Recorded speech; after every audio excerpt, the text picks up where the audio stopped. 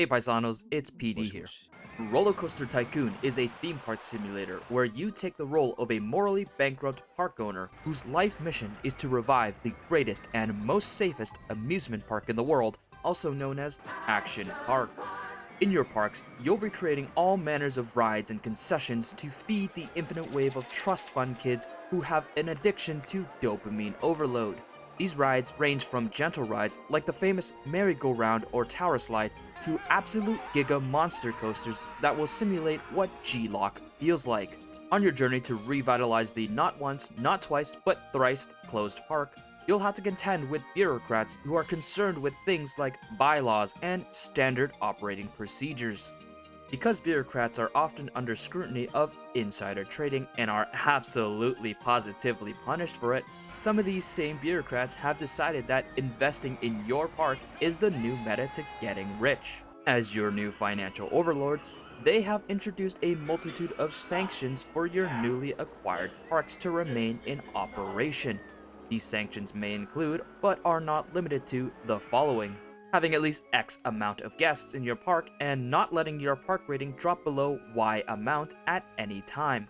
The bureaucrats have determined that the face of the park is much more important than anything else.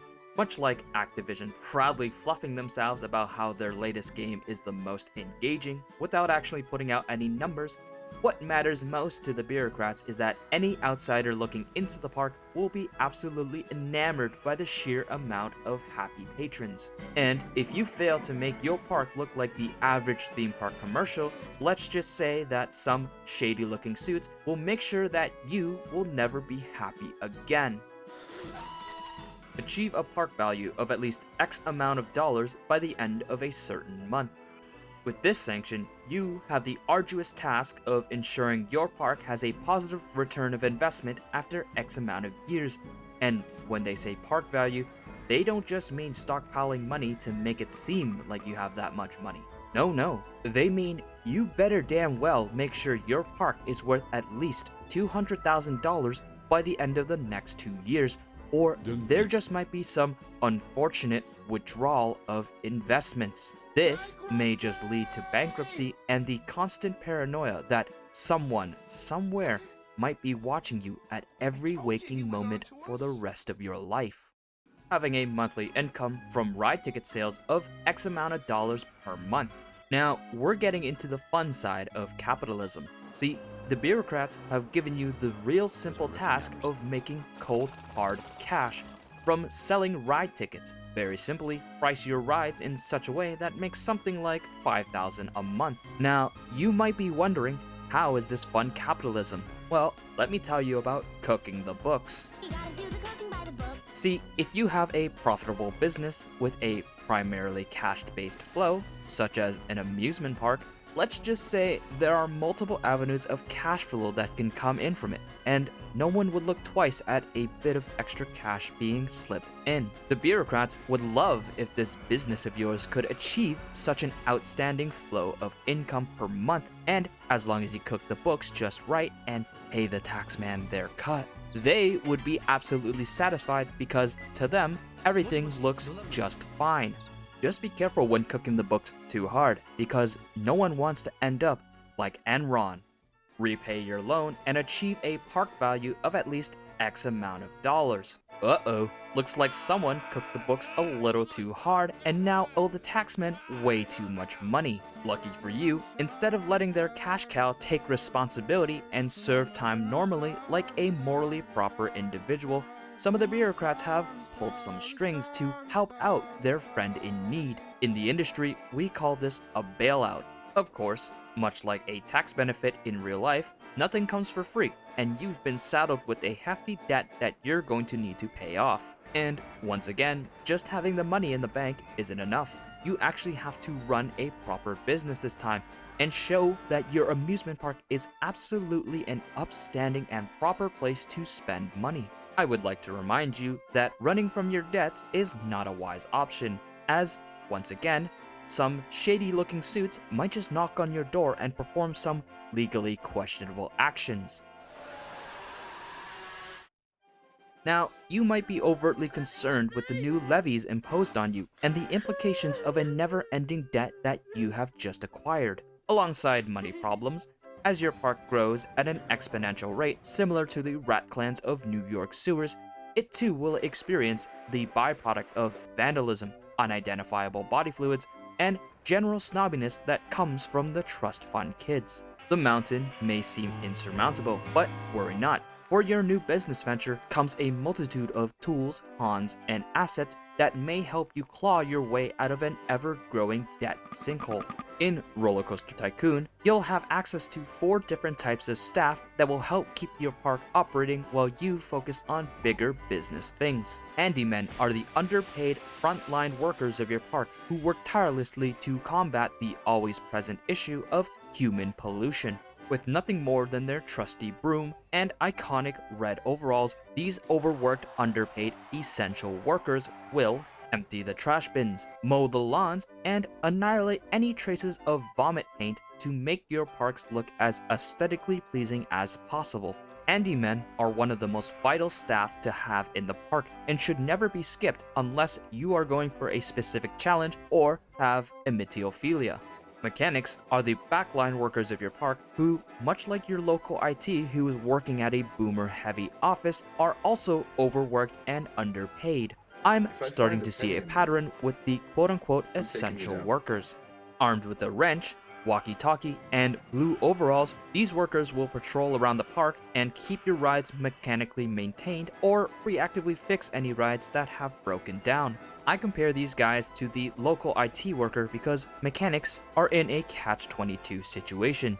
It's the old classic IT code of, when everything is working and running smoothly, boomer executives will ask, "Why do we pay you?" When everything is broken and failing to run, boomer executives will ask, "Why do we pay you?" Mechanics can't really catch a break in this game. They are super useful to have around in order to avoid the potential loss of profit from broken rides. But a fun thing you can do, if you so desperately need to save money, is just hire them and fire them when you need. When doing this, just remember, when one of your rides has a catastrophic failure, you have no one to blame but yourself.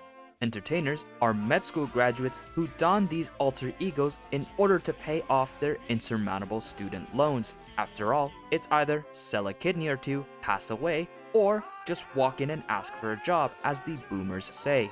Entertainers are staff that you can place around the park in order to keep your trust fund kids happy while they're walking around, hanging out on benches, or standing in long queue lines. Now, you might be thinking that these entertainers don't seem all too necessary, and you'd be right. But unfortunately, with today's modern society, you solely are responsible for ensuring that the microsecond attention span of the iPad kids are being fulfilled. Because if you fail to do so, you'll incur the wrath of the Facebook moms who will collectively review bomb you on their Shungite Facebook group, leading your park to global ruin and collapsing on itself like a dying star.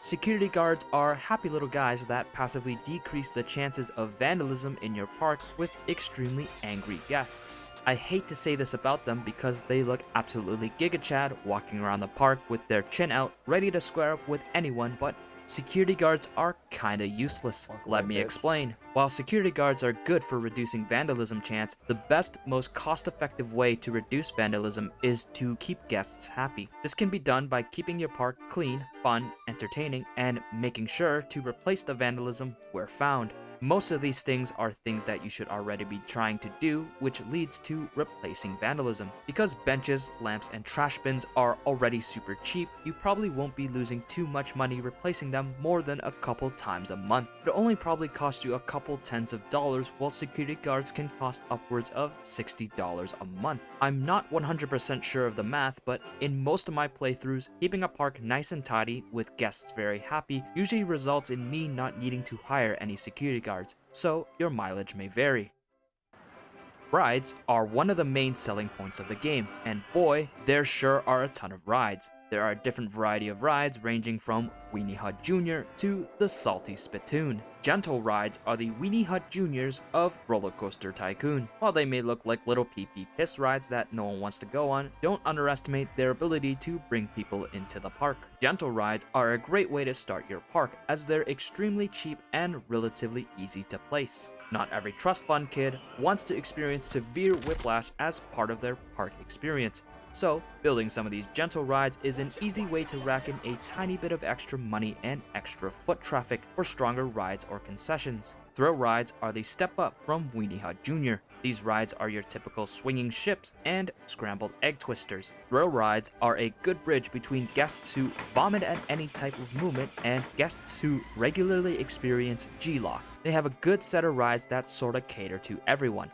They aren't explicitly too intense or nauseating, so they have a chance for all types of guests to head onto them. Much like gentle rides, thrill rides are pretty much a good investment simply because they help bring in more guests into the park. Water rides are wild and varied. Some of the water rides you can have full-on log-style rides that get people real wet and wild, while other water rides could be as calm as going through the lazy river. Water rides are deceptively good. I'm almost always pleasantly surprised at how much money you can make off of them, thanks to their medium-high excitement and low nausea. Once, my fellow executive built a log ride in the middle of a desert map, and like a lost traveler stumbling towards an oasis in a scorching desert, every guest in the park flocked to it without a second thought.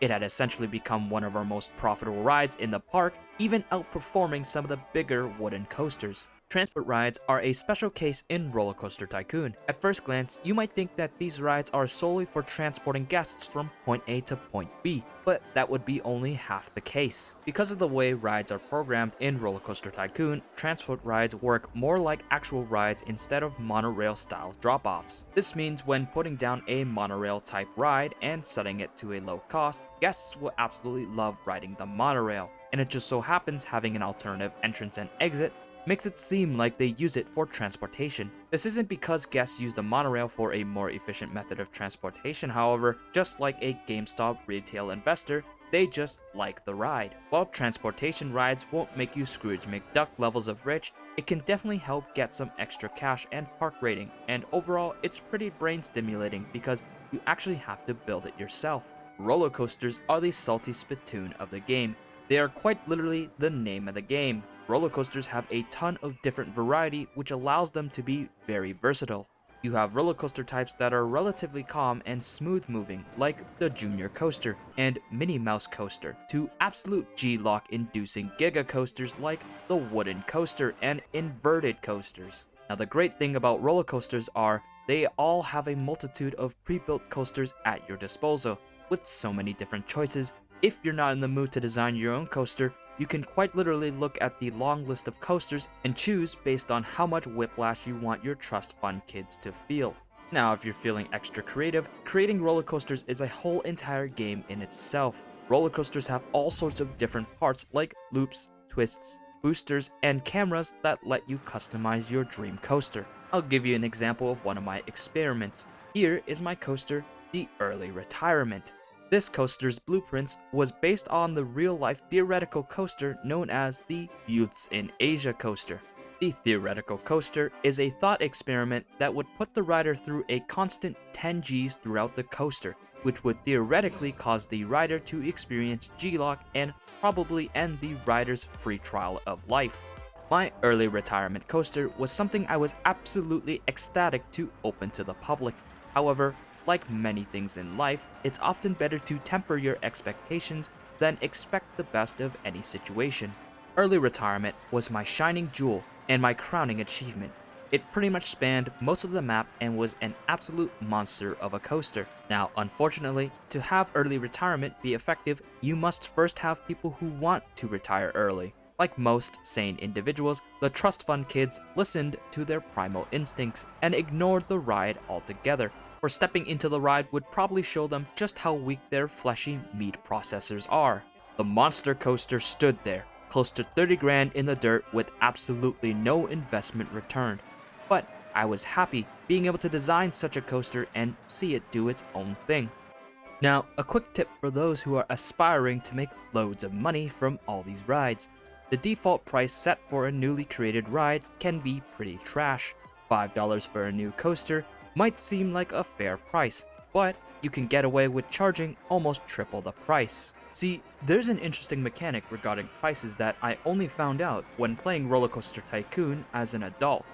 When a ride is initially built, there's a sort of buzz mechanic that basically allows you to charge extremely high prices for years until the buzz wears off. Let me introduce you to the bobsledding ride named Big Bob. This bad boy is an excellent ride all around. With moderate intensity, high excitement, and low nausea, the kids absolutely love riding on Big Bob and role-playing as the 1988 Jamaican Olympic bobsledding team, all while paying a whopping $13. On a similar vein, go-karts has been an absolute wild card. One of my fellow executives built this ride and was expecting to make bank, while I was just laughing at them, because how could such a small force stand up to giant roller coasters? They sure showed me when they built Vroom Vroom, I'm in me mum's car, a go-kart ride that charged $14.40 for a single ride. Every kid on the park wanted to go on me mum's car. I had been so flabbergasted that the trust fund kids ate that shit up. That ride was imprinted onto my soul. Every time I see the word go-kart, I just think about how that little ride could absolutely sweep all the bigger coasters without breaking a single sweat. One of the highest charges for a ride I ever got was a corkscrew roller coaster called the Ionizer. After careful experimentation on how much I could charge, I was able to charge a whopping $16.20 per ticket, which absolutely destroyed their wallets and their will to ride any other ride. There are whole Excel sheets and formulas that you can use to calculate the optimal amount of money to charge either right after the ride is built or after X amount of years it has existed. If you don't want to go through such mathematical calculations, I find that the good old keep upping the price until the trust fund kids leave the queue is a good way to find out what your upper limit is. The goal of any basic digestive system of any organism is to keep our fleshy meat processors alive and running through eating, drinking, and expelling any processed waste. Concession stands are stalls or shops that offer food, drink, souvenirs, or guest services. Now, concessions in RollerCoaster Tycoon is something that I am extremely passionate about, and I absolutely love building a small food court style area and min-maxing the absolute shit out of how much I can charge these trust fund kids. For food stands, I usually make pizza, burgers, Chinese food, or ice cream so good, gang gang. Those food stands are my most reliable way to make money through food. When I try experimenting with other food stands like cotton candy or occasionally fries, they usually end up in the negatives, which causes me to basically say, wow, these are worthless. Similarly, for drink stands, I usually make iced tea or regular drinks. Iced tea has this really weird effect of generating an absurd amount of money without me even trying to breathe. On certain maps, I can get away with placing 3 different iced tea stands and making upwards of $1,500 per month collectively. Bathrooms are a universal safe zone where organic beings go to pump and dump their unidentifiable body fluids. Any sane business owner knows that having a bathroom is a human right. However, here at our morally bankrupt park, I'd like to remind you that kidney function is not a right, it's a privilege. For me personally, I love charging 10 cents for guests to go to washrooms, because if you've ever been to any public washroom, you'll know that it's a high probability that you're about to walk into a biohazard art gallery. If I'm giving the kids an opportunity to create works of art in the bathroom stalls, you damn well bet I'm going to be charging them for it. Now, we're getting into the parts of concessions that I get even more excited for. I absolutely love both the souvenir and info kiosks. Souvenir stalls, like balloon stalls and hat shops, have this amazing ability to captivate guests, almost like they're in a hypnotic trance, making them buy balloons and hats no matter what. And I want to say too that I am also captivated, or whenever a guest buys a souvenir, you can see them carry it around the park. That means every single balloon or hat you see in the park is a visual confirmation that you now have a bit of extra money. It's almost like looking into a sea of money that keeps growing bigger and bigger. ATMs give you no money back, but allow trust fund kids to use their parents' bank card and withdraw more money when they no longer have any left. Just get these and you'll notice your guests will complain less about not having enough money, which is all around a win in your books. Info kiosks make me froth at the mouth. Upon a normal inspection, you'll see that maps sell for 50 cents to $1, and umbrellas are on the lighter side around $2 to $3. But don't let this fool you, because the info kiosk is by far one of the most potentially profitable stalls out there. Let me tell you about a little something called supply and demand. The law of supply and demand sits on this teetering equilibrium where a balance is reached between the number of people needing a product and the number of vendors supplying said product. All stalls follow this simple principle. The info kiosk is a special case of the rule. See, umbrellas in RollerCoaster Tycoon are not usually bought when it's not raining, so you'll have to keep the price real low to a measly $3 to $4 if you want people to buy it. However, when it starts raining, you'll find yourself in a most auspicious situation. See, no one wants to get drenched in the rain with soggy socks, and since the trust fund kids have the processing power of a single-celled organism, they also don't have the foresight to bring their own umbrellas. This means they'll be forced to buy an umbrella, and oh boy, here comes the special case. What you can do is cater to the extreme sudden demand for umbrellas by increasing the price to a whopping $20 an umbrella. You might think that this is insane or even asinine, but remember our little law of supply and demand.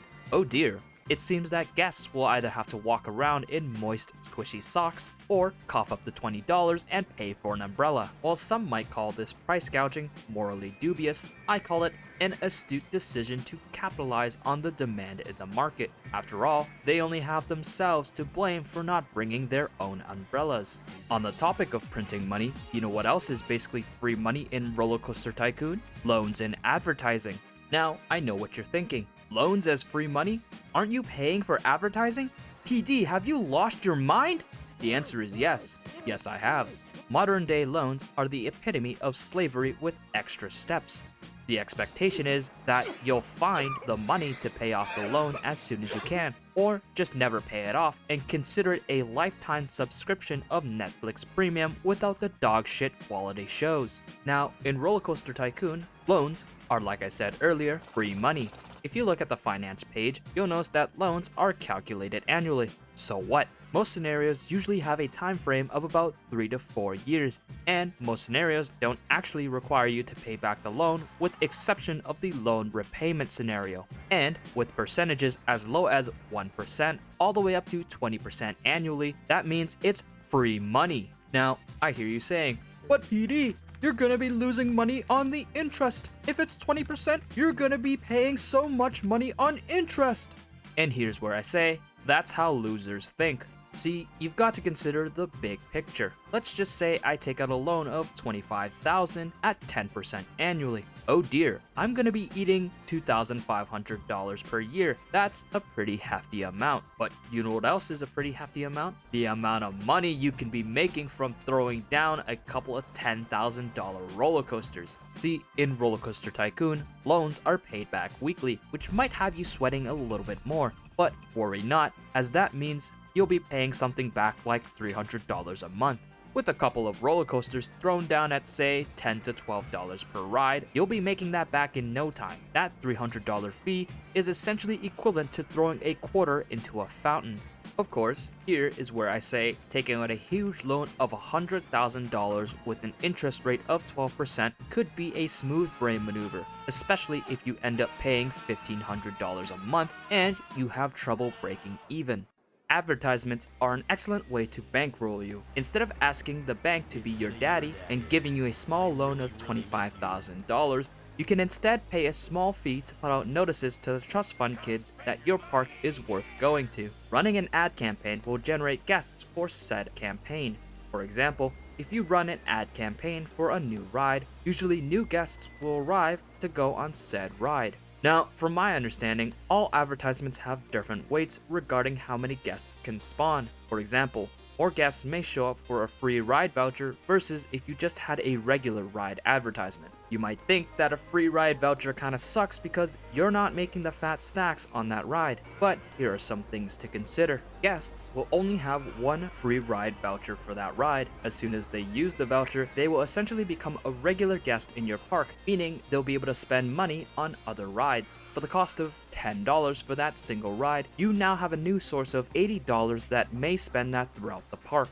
You might not see a huge increase of funds right away, but you're almost always guaranteed to see an increase in the following weeks as more trust fund kids come to your park to deposit their parents' money. Essentially, advertisements are really good at bringing in foot traffic at a small cost. Much like loans, you're actually putting yourself at an economical disadvantage by not constantly running ads for your park or rides.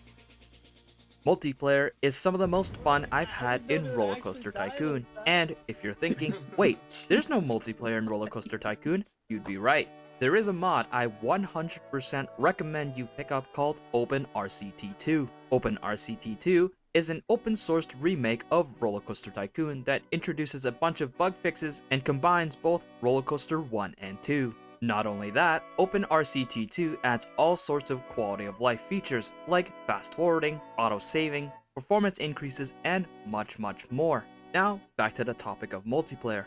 Thanks to the mad lads of OpenRCT2, with a bit of port forwarding knowledge and guide following, you and your paisanos can now become a group of unethical cutthroat executives that bankrupt the trust fund kids and commit ruthless ride acquisitions against each other. We're financially ruined. He didn't even put the stairs right. In one of our sessions, one of my fellow executives had decided to place a merry-go-round right near where I was planning on building my ride and named it Spin to Win. This innocuous decision had 3 issues. First, my fellow executive had forgotten to ask whether I was about to use said space for my own machinations. This transgression resulted in me having to scrap my entire plan, move my pre-built ride 5 spaces over, and account for the new orientation. This entire action costed me about 10 seconds of extra planning, and those 10 seconds are 10 seconds too long. Second, to the normal untrained person, this can be seen as a simple mistake, but to someone trained in the battlefield of ruthless capitalism, this was an act of war. This maneuver was a cunning, cutthroat litmus test to see who would roll over first. I would either have to relinquish to the act and admit that it's better to ask for forgiveness than permission, or, in layman's terms, no balls. In retaliation to this brazen attempt to defame my character on the board of executives, I had to come up with a plan. You screw them out, you chisel them out, you fucking hurt them, and then you watch them squeal. To combat Spin to Win, I placed down my wooden coaster right across from their eyesore as an acceptance of war and named it Better Spin to Win. I also decided to spend thousands of dollars from the board's treasury to advertise the shit out of Better Spin to Win. You're actually a villain. You built the same name and called it a better version of your name. This bold maneuver worked out in my favor, for you see, no one wants to go on Little Weenie Hut Jr. when the salty spittoon is right across the street, even when I had increased the price of Better Spin to Win to an absurd $12, and my rival executive had decreased Spin to Win to a paltry price of $1, the damage was already done. Almost none of the park goers decided to go on Spin to Win, and instead had lined up in the massive queue I had built in anticipation for the overwhelmingly positive reception towards Better Spin to Win. In one ruthless fell swoop, I had effectively killed my competition within a month. The resulting cost of this engagement was about $9,000, just despite the little pathetic $400 ride who thought it could shine like a star. To add insult to injury, Better Spin to Win ended up recouping almost $12,000 within the next 3 months, and within the year, it had recouped a little over double what it cost. A victory penned in the blood of others, and a lesson not soon forgotten. The numbers don't lie, and they spell disaster for you as sacrifice. Another incident of blind greed and pettiness was when 2 of my fellow executives had a long-lasting engagement between 2 of the same rides. I'm going to call the executives involved Alpha and Omega. One day, Alpha had decided to revive Spin to Win, naming it Spin to Win Revenge. This was something I was okay with, because the lesson was not forgotten, and the blood hadn't yet dried. Alpha had decided to place this merry-go-round, with my blessing, right across my mega coaster named Lemming Central. However, at the same time, without any prompt, Omega decided to place down their own merry-go-round and named it Merry-Go-Round, right at the park entrance. I didn't have any problem with this, as I didn't have any plans for that space. What I was more interested in, however, was the pitched business battle that was about to begin. Instead of working together, Alpha and Omega had begun a bidding war, with each executive trying to find the sweet spot between I make more than you and I have more guests than you. This bidding war went on for about 15 real-life minutes. However, in the end, the shrewd decision to place merry-go-round at the park entrance ended up picking up more guests. Not even putting Spin to Win Revenge at a paltry $1, which was cheaper than merry-go-round by 50 cents, could save it from becoming obsolete. Merry-go-round had come out on top, and Spin to Win Revenge had to experience its second death, never to come back to life again. Now, just as a small aside, RollerCoaster Tycoon was never intended to have multiplayer. I've only encountered a couple of multiplayer issues in my multiple hours of playing with friends, but they're usually negligible, like sync issues related to quitting the game or loss of sync. One issue I had, which was more fun than annoying, was when one of my friends had put down a fruit drink stand right before they were disconnected, and they decided to head to bed instead of rejoining. I think because the game had issues with syncing up the players and what the missing player had placed down, guests were going to the fruit drink stand and queuing for a non-existent stall as far as the game was concerned. I had only noticed this was an issue when I started to investigate how we had 500 guests but no one was going on our rides. I found in the guest action sections that we had about 375 guests stuck in the quantum zone. As soon as I deleted the stall, I found that the 375 guests and our stacks of money began rolling in, and the park rating jumped up a whopping 25% since the guests could finally fulfill their needs. This was more of a holy moly glitch that was a fun experience, and I haven't since experienced anything like that. In all my time playing RollerCoaster Tycoon multiplayer, it's been extremely stable with no glaring major issues. So, once again, huge shout out to the Open RCT2 team for making this wonderful addition to the game. Overall, RollerCoaster Tycoon is one of my most well-regarded games with so many fond memories.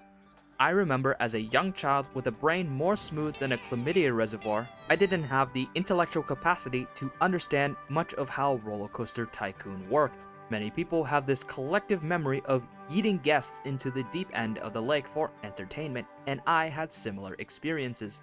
Now that I'm older and my smooth reptilian brain has evolved into a slight wrinkled monkey brain, I now have the mental capacity to understand just how well built of a game this is. At first glance, RollerCoaster Tycoon can look like a simple park sim, but it actually offers some pretty deep mechanics built into it, especially for the time it was made. RollerCoaster Tycoon was developed by a single mad lad known as Chris Sawyer and was originally released in 1999, about a year before the apocalyptic event that would radicalize the world in 2000 known as Y2K. And he programmed it all in assembly, which is an absolute insane task. I've done assembly programming for my degree, and my god, I can't even imagine how much time and effort was needed to program this wonderful game in a programming language that was meant to communicate with our mechanical overlords. Additionally, one of the things that surprised me was RollerCoaster Tycoon having advanced park physics programmed into it.